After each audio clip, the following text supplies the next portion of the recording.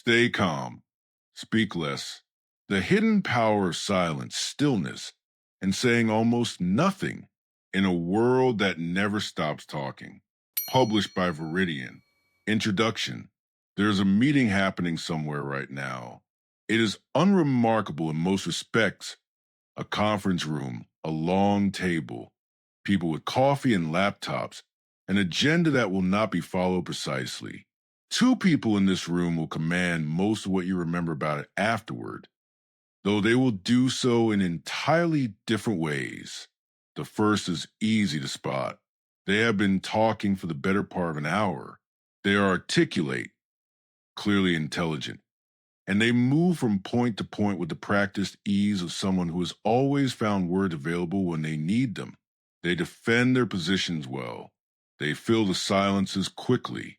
They laugh at the right moments and lean forward when making their most important claims. And there is no question that they care deeply about what they are saying, and that what they are saying is worth hearing. Watch the room as this person speaks. The room is listening. The room is processing. The room is doing what rooms always do with someone who gives them a great deal to process. It is letting the information flow through and around it without quite settling anywhere. The second person is harder to describe because there is so little to report about their behavior. They have not said much. When they have spoken, it has been briefly, a question here, a short observation there, and the quality of their attention while others are speaking is something you might notice without being able to name it. They do not check their phone. They do not rehearse what they will say next in the barely perceptible way that produces that particular quality of not quite listening that most people perform during conversation. They are simply present, and their presence has a texture to it, a density, that you might describe afterward as calm if someone asked you, though that word would feel insufficient. They look like a deep body of water looks calm, not empty, not uninhabited, but quiet on the surface in a way that suggests considerable depth below it. And that depth creates its own kind of gravity. Here is a question every person who has ever been in a room with someone like this already knows the answer to, though they may never have examined it directly. Who did the room trust more? When an important decision came to rest on someone's instinct rather than anyone's argument, whose instinct did people want to know? When the meeting ended and everyone dispersed into the hallway, and the informal processing that always follows, the two-person conversations, the quick looks exchanged, whose read on what had happened did people seek out, not whose analysis, whose read, whose felt sense of what was actually true. You know the answer.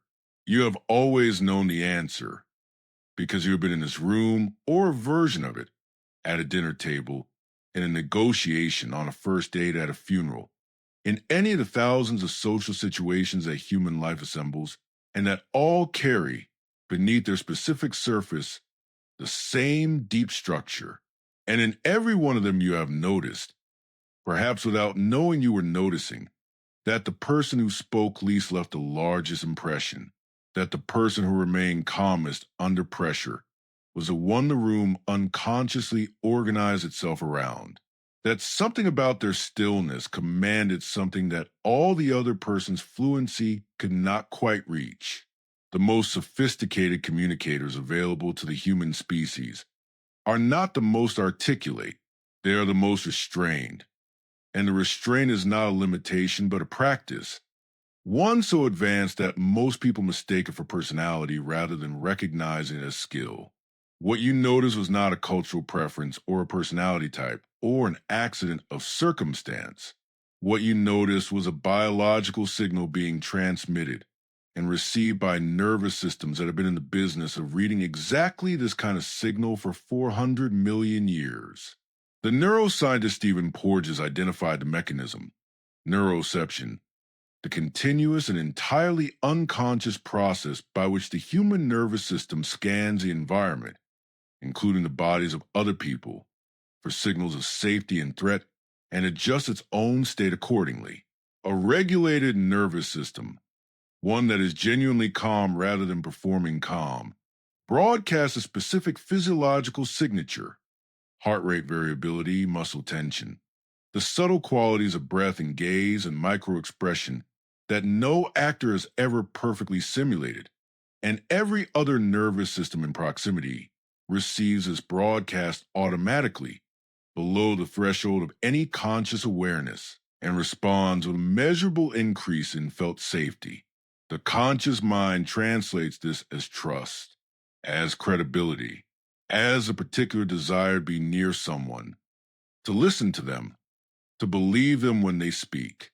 This is not the whole of the science, but it is the foundation of it, and it is enough to begin to understand why the calm, sparse communicator in any room is not competing with the fluent, high volume communicator. They are operating in a different register entirely, one that the other person cannot access through effort or intention, because the register in question is not verbal.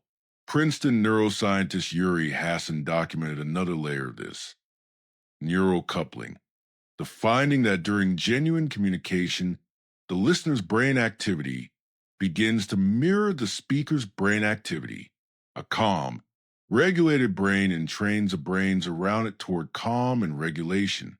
The broadcasting is constant and bidirectional. The room is always becoming more like you than you know. And the question of who you are physiologically, not rhetorically, not strategically, but at the level of actual nervous system state, turns out to be the most consequential communication choice you ever make. Communication research has produced one finding on this subject that stops most people immediately. Speaking volume, frequency, and fluency are inversely correlated with perceived wisdom in every cross-cultural study ever conducted on the subject. The more a person talks, the less wise they appear, and this effect holds regardless of the actual content of what they are saying. It operates entirely in the unconscious assessment systems of the listeners and cannot be overridden by the quality of the arguments being made. You can be right about everything and talk too much and lose a room anyway. Not because the room disagrees with you, but because the room's unconscious processing has already concluded something about you that argument cannot reach. The conclusion it has reached is ancient. It is older than language. And it is this: a person who speaks without restraint is a person whose inner world cannot contain what is coming out of it. A person who speaks with restraint is a person whose inner world is larger than what they have chosen to share, and that withheld interior becomes, in the imagination of every person around them, the most interesting thing in the room. This is a book about the biological and psychological mechanisms by which this happens, stated with the precision those mechanisms deserve. It is not a guide to being more introverted. It is not a meditation manual dressed in secular language, offering silence as a spiritual discipline for people who find spirituality useful. It is not a collection of techniques for people who are frightened of speaking and need permission to speak less. If you're looking for advice about pausing before you respond, or count at 10, or being more mindful in conversation, this is not that book, and you should put it down. The people who need those instructions are people who have not yet understood what silence actually is. And what silence actually is, what it does at the neurological level, what it signals in the ancient evolutionary grammar of social hierarchy and belonging, what it creates in the minds of the people around you when you deploy it with the completeness of someone who has made it their native language, is the subject of every page that follows. There's a room, quiet and consequential, that very few people have ever entered. It has always been there. Almost everyone has walked past it. The person standing still inside it, the one who has been standing still long before you arrived, is not waiting for the conversation to find them. They are not gathering courage to speak. They have simply understood something that the loudest person in every room you have ever been in has not understood, and probably never will. This book is the key to that room. Why calm is not an emotional state, but a biological signal that every brain in the room is reading without knowing it. She was not the most senior person in the room. She had not spoken yet when the argument began. A disagreement about a project timeline that had been simmering for 2 weeks and had finally, in a particular way that simmering things do, broken to the surface at the worst possible moment, in a meeting that had been called for something else entirely. There were 7 people present. 4 of them were talking at once within 90 seconds of the disagreement becoming visible. And the conversation had taken on that particular quality of accelerating noise that most people recognize as a prelude to nothing being resolved. Voices were measured at first, then louder, then back to measured in the pointed way that is somehow louder than volume. The project lead was making his case clearly and with evident frustration. His counterpart was responding with equal clarity and equal frustration. The other 5 people in the room were doing what 5 people in a room always do when 2 others are in conflict. They were reading the air unconsciously and continuously, trying to locate the feeling that would tell them what to do next. She was sitting at the far end of the table. She had not moved, not in the way that people sometimes go very still when they're frightened or are calculating their next move. There was no quality of held breath about her, no visible effortfulness in her stillness. She was simply sitting in the way a person sits when nothing in their interior is requesting otherwise. Her breathing had not changed. Her face had not closed in that particular way faces close when their owners are working hard not to react. She looked at the 2 people disagreeing with an attention that was complete and unhurried. And she did not look away from them to manage her own experience of the room the way most people do when a room becomes uncomfortable. At some point, the meeting notes would later record it as approximately 4 minutes into the exchange. Both people stopped talking at approximately the same moment and looked at her. Neither of them appeared to know why they had done this. She had not moved. She had not made a sound. She had not leaned forward or raised an eyebrow or done anything that a camera would have captured as a bid for attention. She had simply continued to be present in the specific way she had been present, and the room had found her. What the room was responding to was not charisma. It was not authority in any of the institutional senses of that word. It was a signal, one that no one in the room was consciously reading, and that none of them, if asked immediately afterward, could have precisely named. The signal was physiological. It was being broadcast by her nervous system and received by every other nervous system in the room through a process that the neuroscientist Stephen Porges spent the better part 4 decades identifying, naming, and mapping with exactness that has not yet fully arrived in the public understanding of human behavior, which is perhaps why the conclusions it leads to still feel, to most people, more like intuition than science. Porges called the process neuroception. The word was chosen deliberately to distinguish it from perception, which is conscious, from the prefix neuro, which is not. Neuroception is a continuous, automatic, subthreshold scan that the human nervous system performs on its environment, including critically on the bodies of the other people within that environment, in order to assess the current level of safety or threat and adjust its own state accordingly. This scan is not something you do. It is something your nervous system does while you're doing other things, and has been doing it without your participation for the entirety of your life and the entirety of the evolutionary history that preceded you. It is older than the cortex.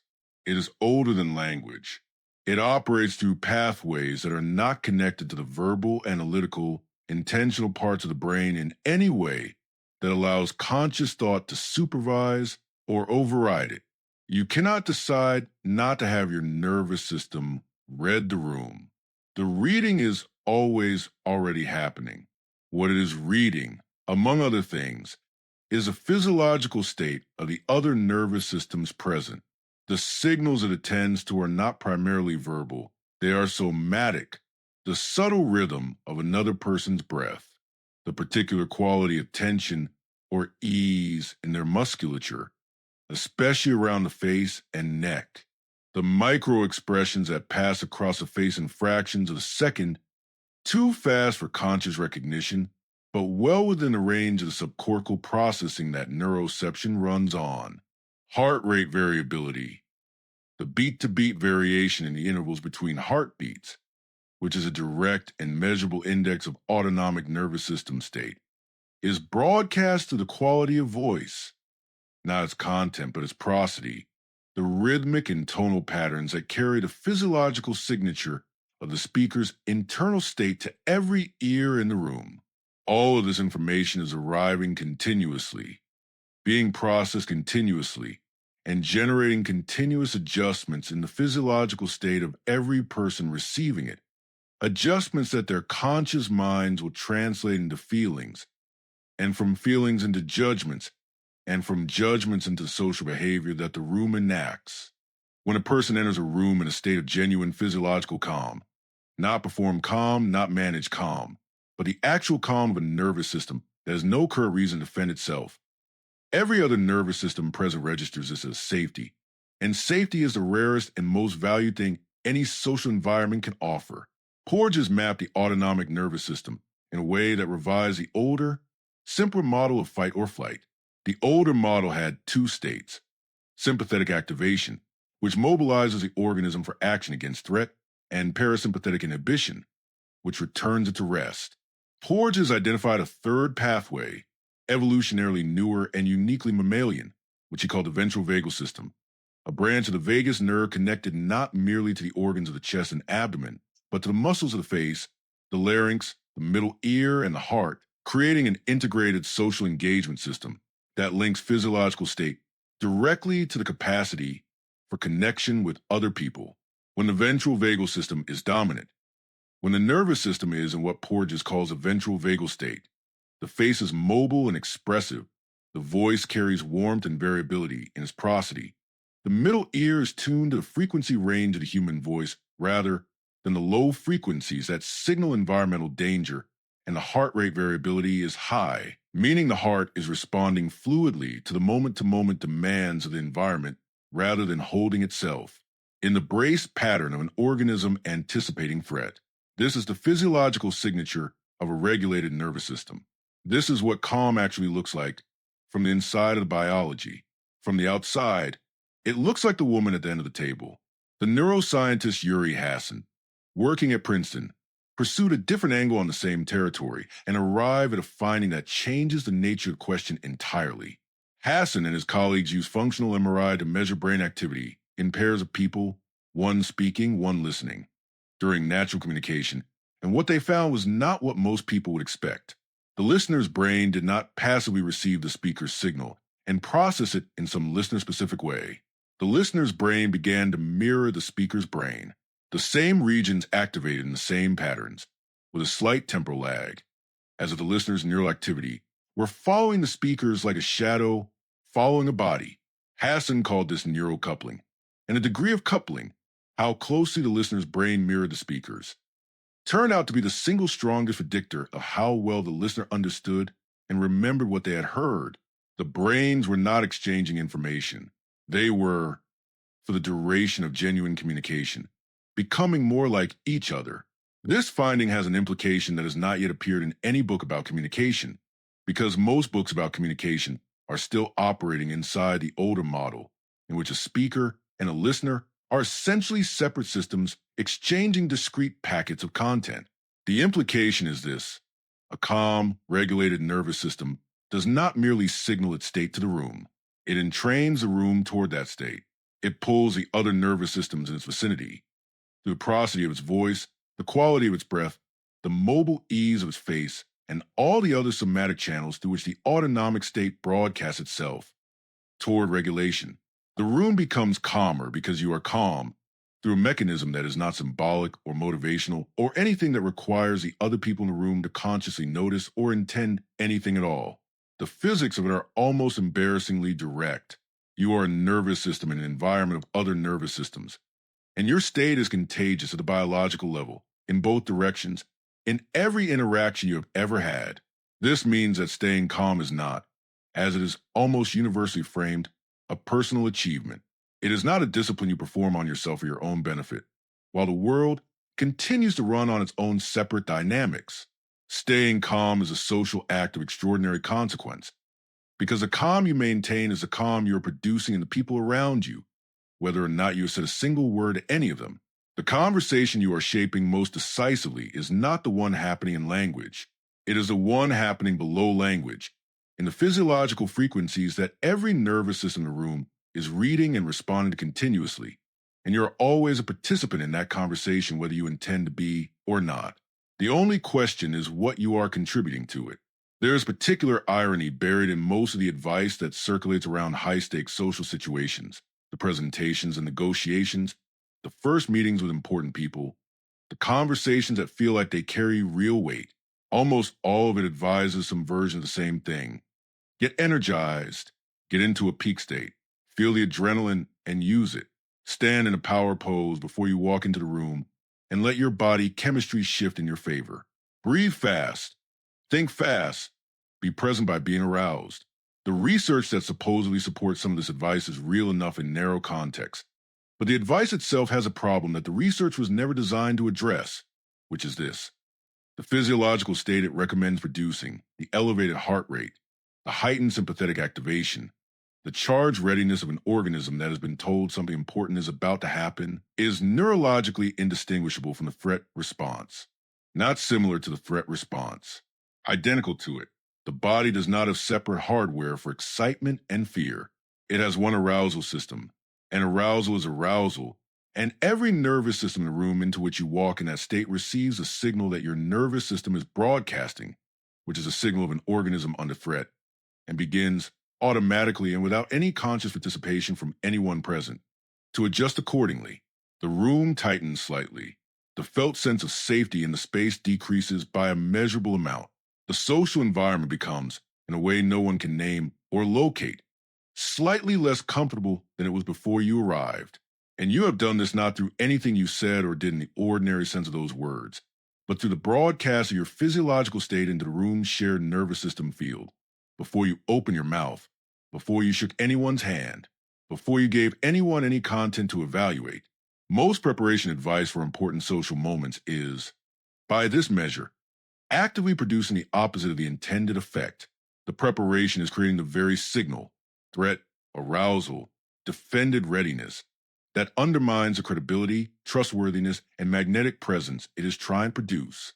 And it does this invisibly, at a level of processing that no amount of rhetorical skill or a careful word choice can reach. Because the level it's operating on is not the level where rhetoric and word choice live. The preparation that matters before any consequential social interaction is not psychological, it is physiological. You are not preparing what you will say. You are preparing what you will be. At the level of your nervous system's actual state, when you walk through the door. The practice that emerges from Porges' research and from extensive literature on heart rate variability is not a breathing exercise in the motivational sense.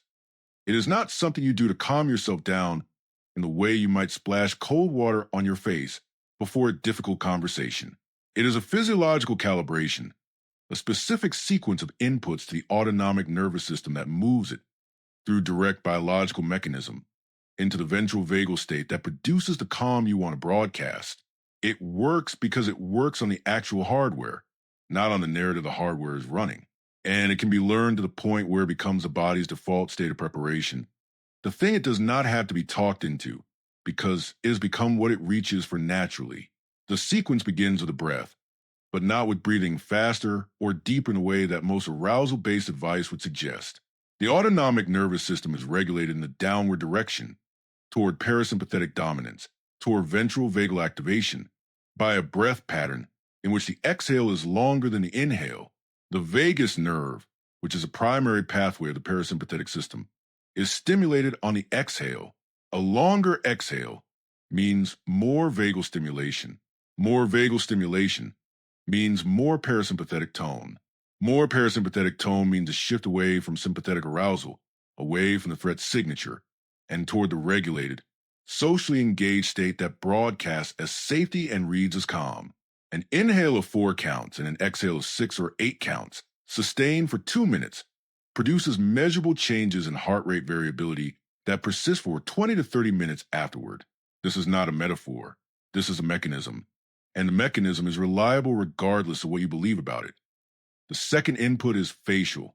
The ventral vagal system is directly connected to the muscles of the face, particularly the muscles around the eyes, the orbicularis oculi, the corrugator supercilii, and gentle, deliberate engagement of these muscles activates the system through the same bidirectional pathway that connects physiological state to facial expression. This is usually described in the literature as a genuine smile, as distinct from a social smile, because a genuine smile involves the eye muscles in a way the social smile does not, and the eye muscles are where the vagal connection lives. The distinction matters because you are not performing an expression for others to see. You are activating a neural pathway through the deliberate use of the muscles connected to it. And the activation moves through the system in both directions, from nervous system to face, and from face back to nervous system, with equal reliability. The third input is auditory. The middle ear, in the ventral vagal state, is tuned toward the frequency range of the human voice. In states of sympathetic arousal or dorsal vagal shutdown, it shifts toward the lower frequencies that carry environmental threat signals, the rumble of approaching danger, the low tones that predators produce. Listening to human speech or music in the human vocal range before a social interaction activates the auditory vagal pathway and supports the middle ear's tuning towards social engagement. The content of what you listen to matters less than its frequency characteristics. What matters is that it is in the range of human vocalization and that you are genuinely attending to it, because genuine auditory attention uses the same neural circuitry as genuine social presence, and the circuitry, once activated, carries forward. These three inputs, taken together in the 10 to 15 minutes before any social interaction you wish to enter in a state of genuine regulation, do not produce confidence in the motivational sense of that word. They produce something quieter and more consequential, an actual nervous system in an actual ventral vagal state, broadcasting the actual signal of an organism that has no current cause for defense. The room will receive this signal. The room always receives this signal. The only novelty is that you will now be sending it on purpose. The communication science that proves saying nothing is often the most sophisticated thing you can say. The negotiation had been running for 11 hours across 2 days when the offer finally arrived. It was not the offer either side had expected, and the room, a conference room on the 34th floor of a building in Lower Manhattan, the kind of room that has been the site of so many consequential conversations that its air seems slightly thicker than ordinary air. Change in a specific way rooms change when something real has just been said. The lead negotiator on one side has spent the better part of 2 days constructing arguments, anticipating counterarguments, filling every available pause with data and rationale, and the careful architecture position. He was skilled. He was prepared. He had done this work for 20 years, and he was, by any observable measure, very good at it. When the offer came, he responded in under 4 seconds. He said the number was insufficient and explained with evident fluency exactly why. He made his case clearly. He made it again from a different angle. He offered a counteroffer. He explained that too. The other side listened. They responded. The conversation continued and it continued and it continued. And by the end of the second day, the gap between the two positions had closed by approximately 15%, a result that everyone in the room described afterward as disappointing. Across the table, the lead negotiator on the other side had done almost none of this. When the offer arrived, she had not responded in 4 seconds. She had not responded in 40 seconds. She had looked at the document in front of her, and she had continued looking at it. And the silence in the room had grown to a length that most people in most rooms find physiologically uncomfortable, and she had allowed it to grow without performing any distress at its existence, without filling it with the sounds that people make when they are thinking, the murmured half-words, the cleared throats, the small verbal punctuation that signals to the room that the silence is being worked on and will be resolved shortly. She had simply been silent, completely and without apparent effort. for a period that the room's recording system later measured at 23 seconds. Then she had asked one question. It was not the question anyone expected. It was a question that, in the 23 seconds of silence, she had identified as the one question that mattered, the one that everything else in the conversation would eventually have to pass through. The answer to that question changed the structure of the negotiation. By the end of the following morning, the gap had closed by 80%. Researchers at Columbia University spent several years analyzing thousands of hours of recorded negotiations across industries, cultures, and contexts. And the finding that emerged most consistently from that analysis was not the one that most people in the field had anticipated. The quality of arguments made did not predict outcome reliably. The strength of opening positions did not predict outcome reliably. The experience level of the negotiators, the complexity of the deal, the stakes involved, none of these were as consistently predictive as a single behavioral variable that appeared across every context the researchers examined, with the reliability of something structural rather than situational. The variable was silence. Specifically, the willingness to allow silence after a significant statement or offer, and the length of time the silence was held before it was broken. The negotiators who consistently achieved the best outcomes were, without exception, the ones who could make their position clear and then become completely still, not tense, not visibly waiting, not performing patience, and remain in that stillness for long enough that the discomfort of the silence became a force operating in the room quite independently of anything either party had said. The mechanism by which this works is not tactical in the way that most negotiation advice is tactical. It does not rely on the other party making a cognitive error or misreading a signal or feeling a pressure they can consciously identify and consciously resist. It works at the same subthreshold level as everything else that actually moves people in social situations. It works on the nervous system, not on the reasoning mind. Silence, past a certain duration, triggers automatic compensatory behavior in the human nervous system because silence in the environment of other people is, in the ancient grammar of mammalian social life, a signal that requires interpretation and response. The social nervous system does not experience prolonged silence as neutral. It experiences it as a gap that carries meaning, meaning that must be decoded, assigned, resolved. And the person who created the silence and is comfortable inside it is, by definition, the person whose nervous system is in the most regulated state in the room, which means they're the person toward whom the interpretive attention of the room is already oriented when the silence ends. Silence is not the absence of communication. It is a specific communicative act with measurable effects on every nervous system present. Effects that are more reliable, more durable, and more difficult to counter than anything that words can produce. The researcher Namj Kudenberg, working at the University of Groningen, conducted a series of experiments that mapped the social phenomenology of conversational silence with precision that makes its mechanism impossible to dismiss as subjective. Kudenberg was interested in what happens to the felt sense of belonging and social connection when silence enters a conversation, and what she found rewired the way her field thought about the function of silence in human social interaction.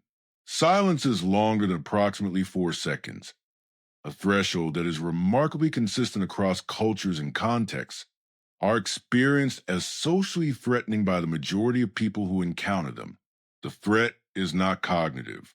The person experiencing it does not think consciously that something has gone wrong.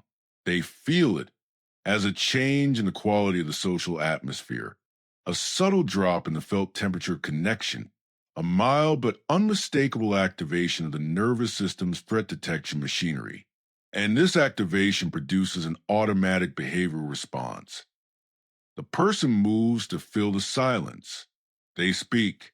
They find something, anything, to say, because the pressure to resolve the threat is physiological and operates faster than deliberate choice. The implication of this finding for anyone who understands it is immediate and far reaching. A person who can tolerate a 4-second silence without performing distress at its existence, without the throat clearing, the glance away, the small repositioning of the body that signals internal discomfort being managed, possesses something that the majority of the people around them do not possess and cannot easily acquire: the capacity to allow a force to operate in a room without needing to neutralize it. The silence they allow is not passive, it is doing work. It is creating a pressure that the other nervous systems in the room will, with the reliability of a reflex, move to resolve. And when they move to resolve it, they reveal what they would not have revealed if the conversation had continued at its ordinary pace. Because the ordinary pace of conversation is, among other things, a defense against the kind of exposure that silence creates. The sociolinguist Deborah Tannen spent decades studying the way different people use silence differently, not as a deficit of speech, but as a medium in its own right, with its own grammar and its own range of communicative functions. And what her work makes clear is that silence is not one thing, it is many things. And the meaning it carries in any given moment is not arbitrary, but is constructed by the context in which it appears and the physiological state of the person producing it. These distinctions matter because the person who is learning to inhabit silence with genuine completeness is not learning a single skill. They are learning a vocabulary, a set of distinct communicative acts that all share the absence of words, but differ in everything else, and that produce different effects on a room with the precision of instruments tuned to different frequencies. The silence after a question is among the most powerful of these. Most people, having asked a question in a conversation, do not actually wait for the answer in the way the question formally requests. They ask, and then they begin almost immediately to manage the social space that the question is opened, adding a clarifying phrase, softening a word they worry might have landed wrong, offering a possible answer as a way of signaling that they are not demanding one. This is a behavior of a nervous system that finds open social space uncomfortable, and it costs the question everything. A question followed immediately by its own partial answer tells the other person that the questioner is not truly asking. They are performing inquiry while managing the exposure that genuine inquiry would create. The question that is followed by silence, real silence, the silence of a person who has asked something and is genuinely willing to wait for whatever comes. This is a different instrument entirely. It signals to the other person that what they say next actually matters, that it will be received, that the space in front of them is real and open and will not be closed by the questioner's anxiety before they have had the chance to step into it. People say things into that silence that they do not say in ordinary conversation, because the silence tells them, at a level below language, that someone is actually listening. The silence in place of reaction deserves particular attention because it is the rarest and most misunderstood of these forms. When something provocative is said, a challenge, a criticism, an attempt to unsettle, most people respond. The response is almost automatic because not responding reads, in the ordinary social grammar, as an absence of defense, which reads as concession.